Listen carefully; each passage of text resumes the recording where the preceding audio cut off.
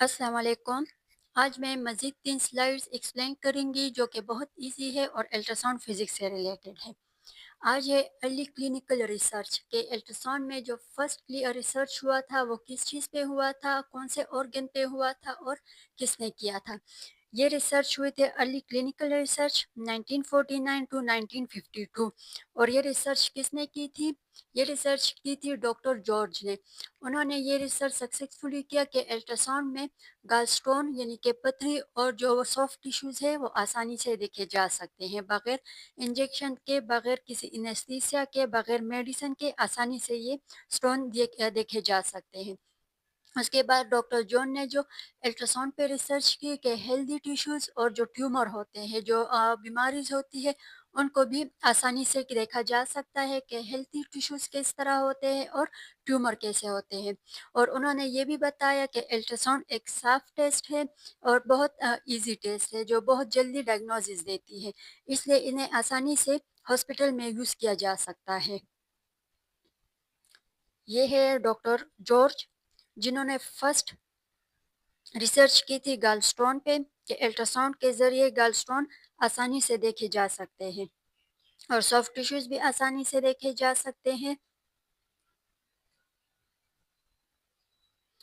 اس کے بعد تھا کہ فرسٹ پریگنینسی الٹراساؤنڈ جنہوں نے کیا تھا، فرسٹ ٹائم جنہوں نے پریگنینسی الٹراساؤنڈ کیا تھا 1958 میں، ڈاکٹر لین نے انٹروڈیوس کروایا الٹراساؤنڈ کو obstetric اور گائنی میں۔ فرسٹ اوبز اینڈ گائنی الٹراساؤنڈ جو ہوا تھا وہ 1958 میں ڈاکٹر لین نے کروایا تھا، اور انہوں نے الٹراساؤنڈ کے ذریعے یہ معلوم کیا تھا ایگزام کے ذریعے کہ آسانی سے فٹس کو بھی دیکھا جا سکتا ہے، یوٹرس کو، پلیزنٹا کو اور امنیوٹک فلوئڈ انڈیکس کو پریگنینسی کے دوران آسانی سے دیکھا جا سکتا ہے۔ اور اس دوران ڈاکٹرس کو بھی آسانی ہوتی ہے کہ فیٹل گروتھ کیسے ہوتی ہے، اسٹیمیٹ گیسٹیشنل سیک جو ای ڈی ڈی ہوتی ہے یا گیسٹیشنل سیک جو جی ایس ہوتا ہے وہ کتنا ہے۔ ملٹیپل پریگنینسی کو آسانی سے دیکھا جا سکتا تھا، اب نارمیلٹیز اس میں دیکھی جا سکتی تھی۔ ڈاکٹر ارن کو اسی لیے فادر آف obstetric الٹراساؤنڈ بھی کہا جاتا ہے، کیونکہ 1958 میں انہوں نے فرسٹ ٹائم الٹراساؤنڈ کو اوبز اینڈ گائنی میں انٹروڈیوس کروایا۔ یہ ہے ڈاکٹر ارن، انہوں نے فرسٹ ٹائم پریگنینسی الٹراساؤنڈ کیا تھا اور انہوں نے کہا تھا کہ بہت آسانی سے الٹراساؤنڈ کے ذریعے فٹس کو بھی دیکھا جا سکتا ہے، اس کی گروتھ کو دیکھا جا سکتا ہے اور جو اب نارملٹیز ہوتی ہے وہ بھی دیکھی جا سکتی، اور یہ ایک سیف ٹیسٹ ہے جس سے نہ تو مدر کو کوئی نقصان پہنچ سکتا ہے اور نہ ہی بیبی کو۔ اس کے بعد گرے اسکیل امیج بنا 1960s میں۔ 1960 میں الٹراساؤنڈ ٹیکنالوجی نے اور زیادہ امپروومنٹ کی، اس میں اور زیادہ امپروومنٹ آ گئی، گرے اسکیل امیج کو انٹروڈیوس کروایا۔ پہلے جو امیجز ہوتی تھی وہ اتنی خاص نہیں تھی، ڈاکٹرس کو بھی سمجھ آ جاتی تھی لیکن اتنی کلیئرلی اس میں امیجز نہیں ہوتی تھی۔ پھر 60s میں یعنی کہ 1960 کے دوران الٹراساؤنڈ جو ٹیکنالوجی اس میں امپروو ہوئی وہ گرے اسکیل امیج تھی، جس میں کلیئر امیج دکھائی دی جا سکتی، جیسے کہ آج کل کا الٹراساؤنڈ ہے گرے اسکیل الٹراساؤنڈ اسے ہم کہتے ہیں، وہ انٹروڈیوس ہوا۔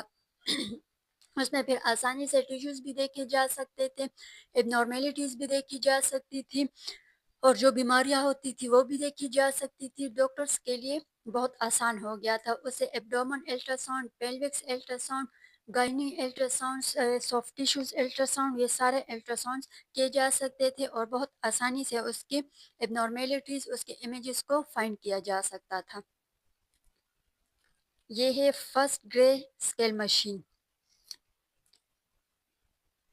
یہ فرسٹ 1960 میں الٹراساؤنڈ گرے اسکیل مشین اس طرح کی ہوتی تھی۔